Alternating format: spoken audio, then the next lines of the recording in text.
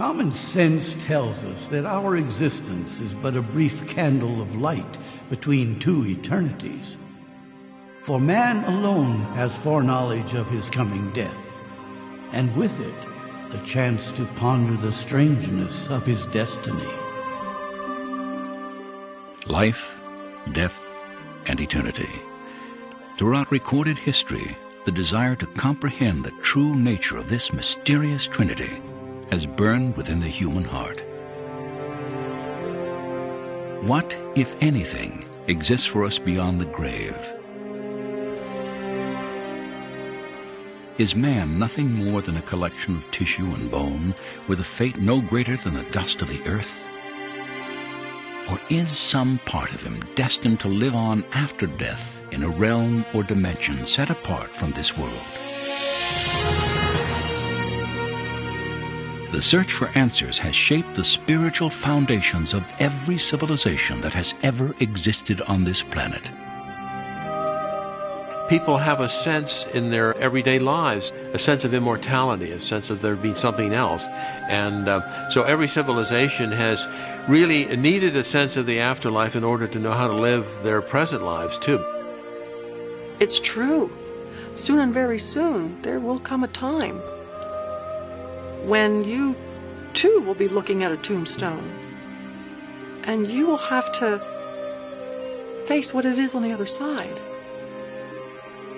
Fear and mystery combine in wondering what is beyond the grave, I think, drives us to this curiosity about, is there an afterlife? Is there an above life? Is there an underlife? Is there some other dimension of life I'm not experiencing now? And if so, what's it look like, and what does it mean for me? The archives of human history are filled with attempts to grasp the meaning of life after death.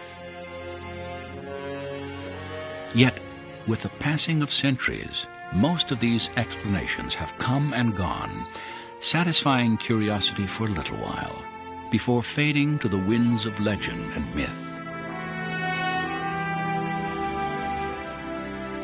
But there is a vision of eternity that has endured the test of time to dramatically touch the world.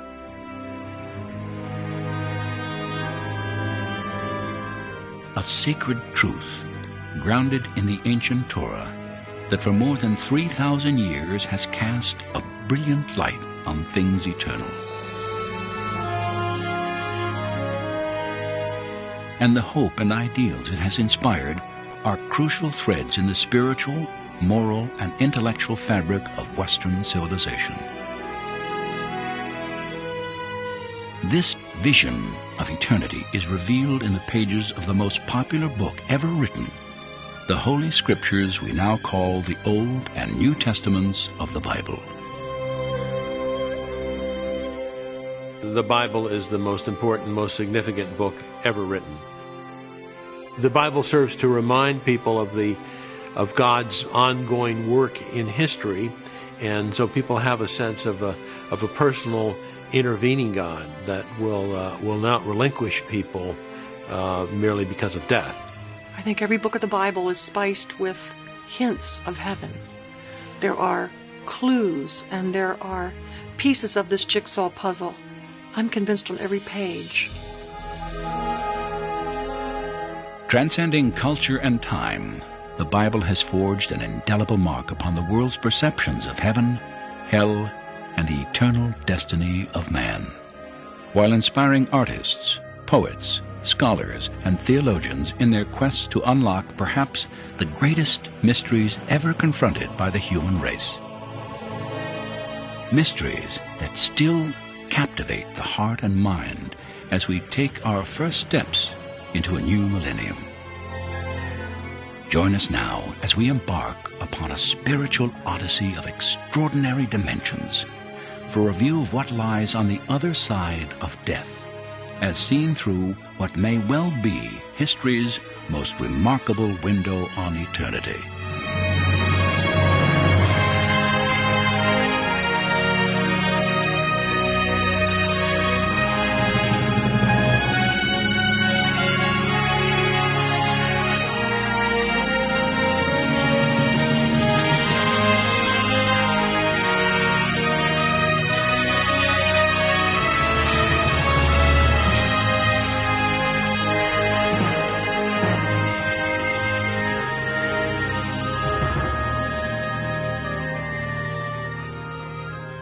Over the years, we have explored America's attitudes toward the afterlife and other religion dimensions, and we find in surveys that a substantial majority, actually 6 in 10 Americans, believe that Jesus Christ will return to earth one day. They believe in the second coming, and a high proportion of that group believes that it's imminent, actually.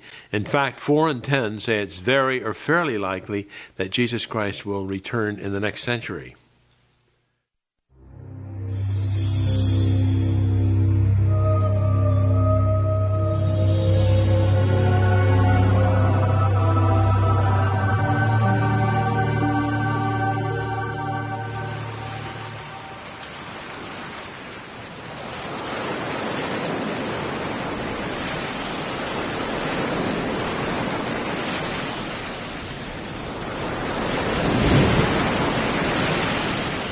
For nearly 2,000 years, the second coming of Jesus Christ, perhaps history's most anticipated moment, has played a vital role in understanding the biblical visions of heaven and hell.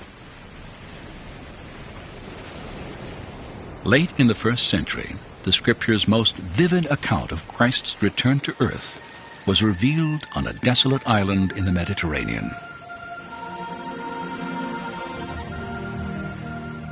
John, one of Christ's original 12 disciples, had been exiled by the Roman Caesar Domitian to Patmos, a 6 by 10 mile fragment of rock 40 miles off the coast of what is now Turkey.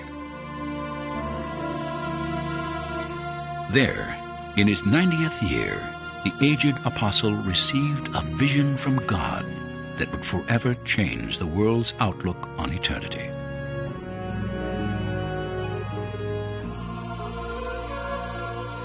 On the Lord's day I heard behind me a loud voice like a trumpet, which said, "Write on a scroll what you see." Then I turned to see the voice that was speaking to me, and I saw someone like the Son of Man, dressed in a robe reaching down to his feet. His eyes were like blazing fire. When I saw him, I fell at his feet as though dead.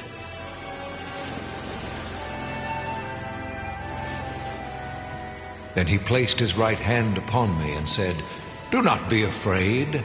I am the first and the last, the living one. I was dead, and behold, I am alive forever and ever. I hold the keys of death and Hades. Write therefore what you have seen, what is now and what will take place later." I think John's first objective was to try somehow to get into words the things he was seeing.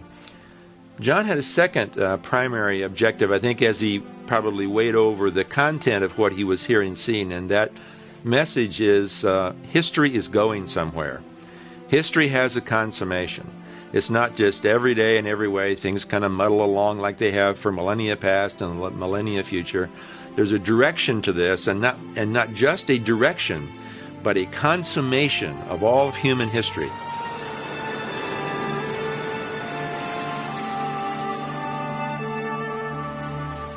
The description of all John saw is now recorded in the 22 chapters of the Bible's last book, the Revelation. To those who interpret the Scriptures literally, John's words unveil a mysterious, compelling account of the final conflict between the ultimate forces of good and evil.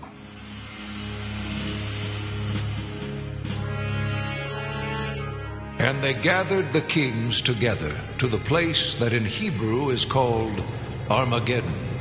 And the number of mounted troops was 200 million, for I heard their number. Proclaim this among the nations. Prepare for war. Let the fighting men draw near and attack. Multitudes, multitudes in the valley of decision. For the day of the Lord is near in the valley of decision. Many believe that John beheld the armies of the world assembling on the Megiddo plains north of Jerusalem. They had gathered from throughout the earth, descending upon Israel for what would be the bloodiest and most devastating war in human history. This was not merely a battle of mortal armies, but of the supernatural powers of Satan against the power of God.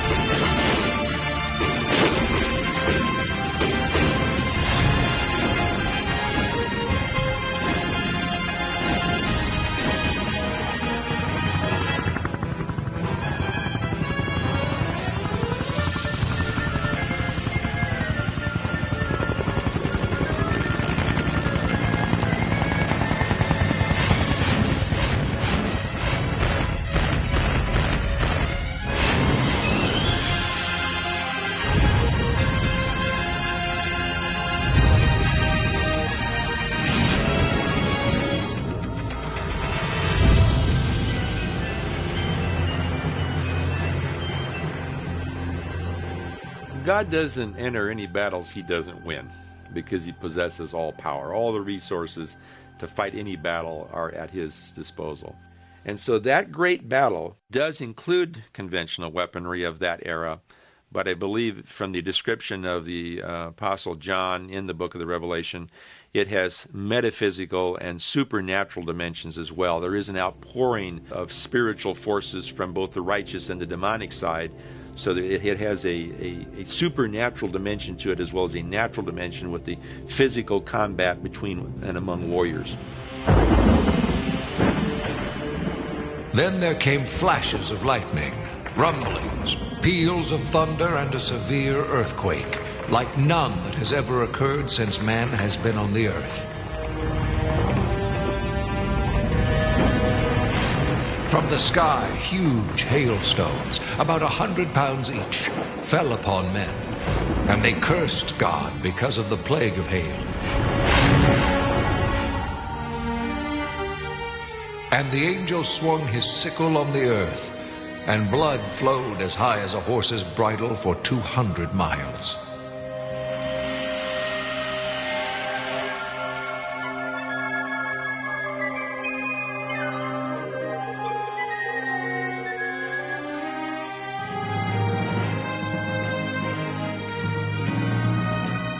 And I saw heaven standing open, and there before me was a white horse, whose rider is called Faithful and True. With justice he judges and makes war.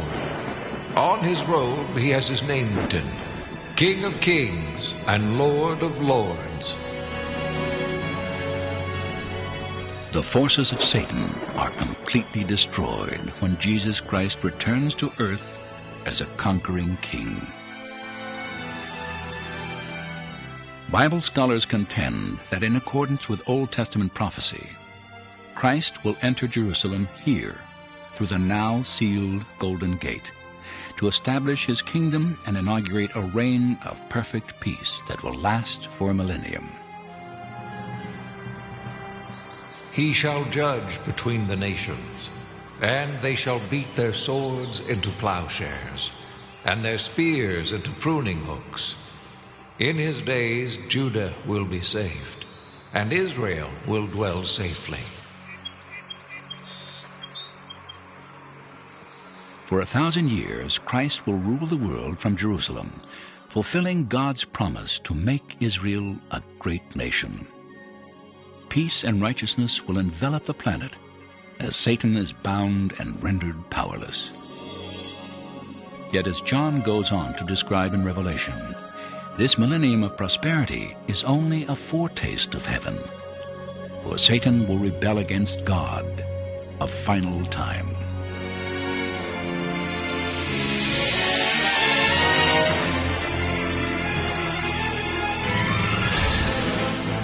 When the 1,000 years are over, Satan will be released from his prison and will go out to deceive the nations, to gather them for battle. They marched across the breadth of the earth and surrounded the camp of God's people, the city he loves. But fire came down from heaven and devoured them. And the devil who had deceived them was thrown into the lake of burning sulfur, to be tormented day and night forever.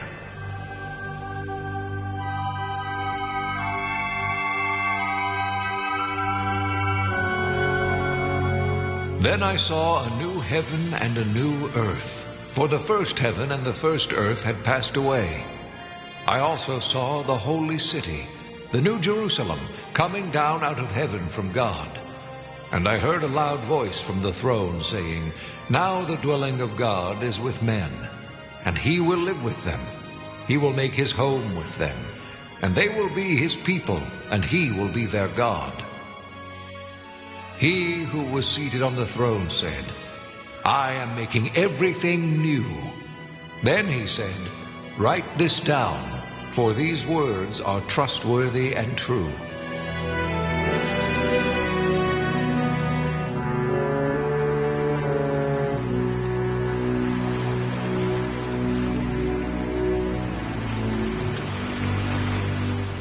On the rocky shores of an island called Patmos, a man named John stepped across the threshold of forever. In a vision from God, Christ's beloved disciple had witnessed the end of human history and the beginning of two eternities. One that would bask in the light of heaven, the other hopelessly shrouded in the darkness of hell.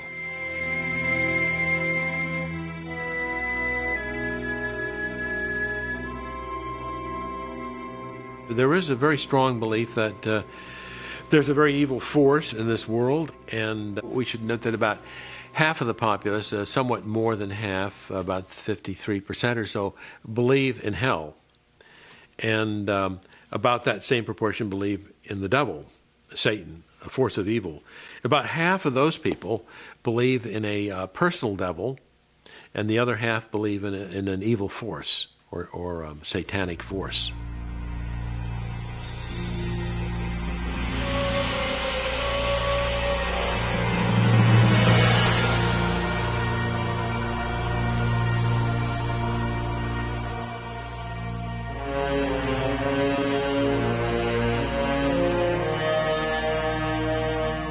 Who of us can dwell with the consuming fire? Who of us can dwell with everlasting burning? If your hand causes you to sin, cut it off. It is better for you to enter life maimed than with two hands to go into hell, where the fire never goes out.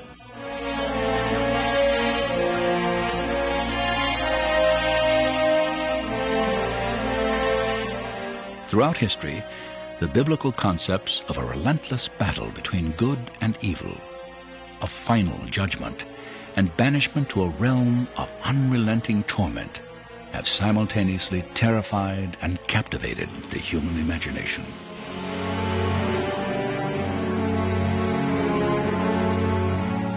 As artists and authors, from Dante to Rembrandt, Milton to Raphael, searched for words and images to help them convey hell's unimaginable horror, their quest to understand inevitably led them to the pages of the Bible.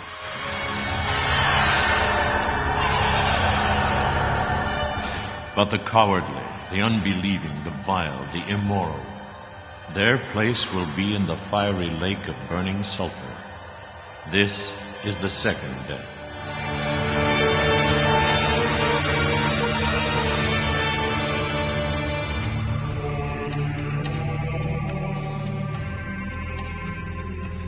In 1535, the greatest artist the world has ever known turned to the scriptures in his attempt to convey the terror of final judgment and hell. His name was Michelangelo Buonarroti.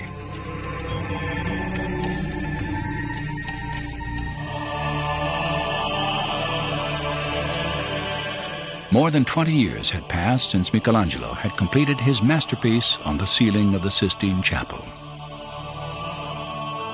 Now, Pope Paul III challenged him to finish another staggering commission, a 40 by 60-foot mural that would cover the Sistine's altar wall and depict the final judgment of man.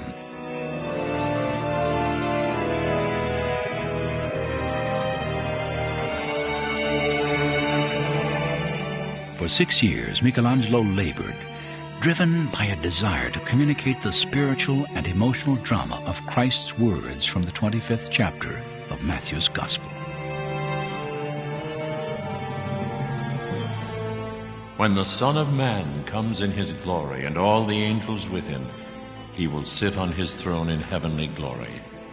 All the nations will be gathered before him, and he will separate the people one from another, as a shepherd separates the sheep from the goats.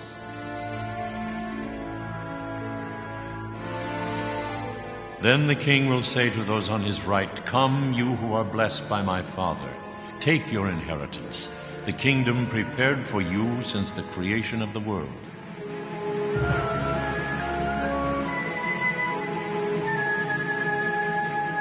Then he will say to those on his left, "Depart from me, you who are cursed, into the eternal fire prepared for the devil and his angels."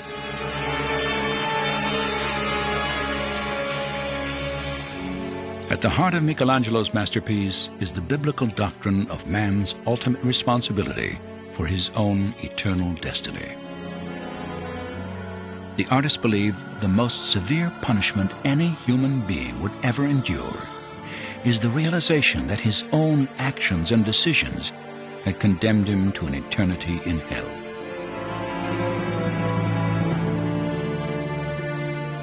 When Pope Paul viewed the completed mural, he was so moved by its power that he fell to his knees and prayed, "Lord, charge me not with my sins when thou shalt come on the day of judgment."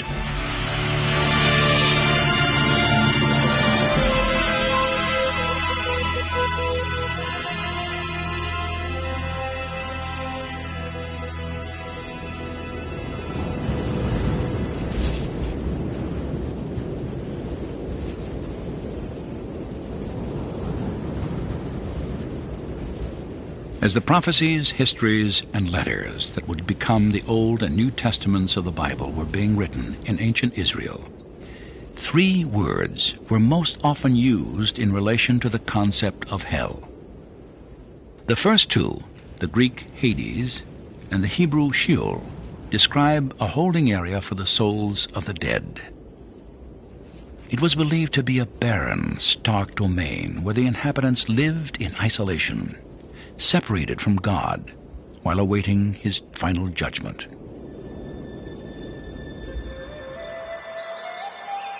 The third word, Gehenna, is more terrifying in its implications. Taken from the name of this now tranquil valley located outside the southern walls of Jerusalem, Gehenna is used throughout the New Testament to convey hell's eternal fire and pain. And Gehenna often refers to this burning place. Gehenna was the place outside Jerusalem, which was the city dump and trash heap where they burned all the foul stuff and all the filth of the city, and it burned it burned day and night and was a stench and a miserable place nobody wanted to go. So it was a wonderful Greek description of what a hell-like situation would be.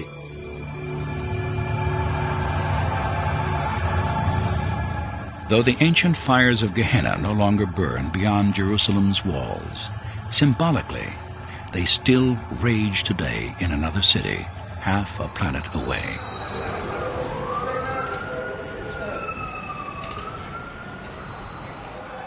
For sometimes the pain and suffering of hell are best understood in the darkest shadows of human existence.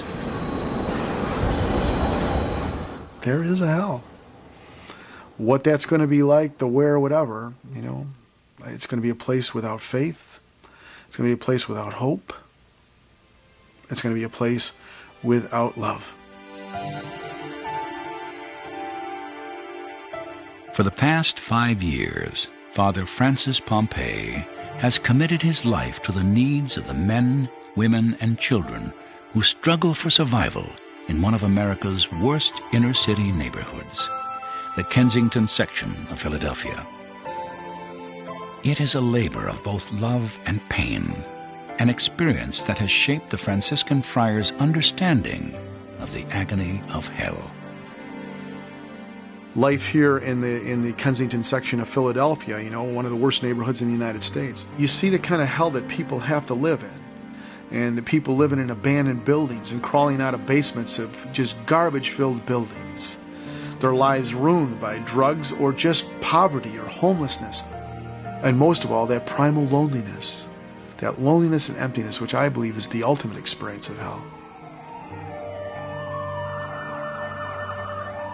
We were created to be nurtured and to be loved.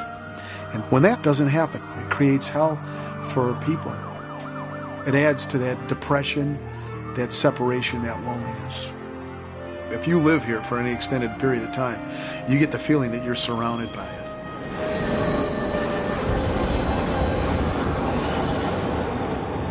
There's no trees in my neighborhood. We're in a concrete jungle. We got a train going down the center of our street, elevated train. The sounds we hear are screeching sounds. We hear yells, you hear crying. You smell stench, you smell garbage. The gutters are filled with syringes and vials.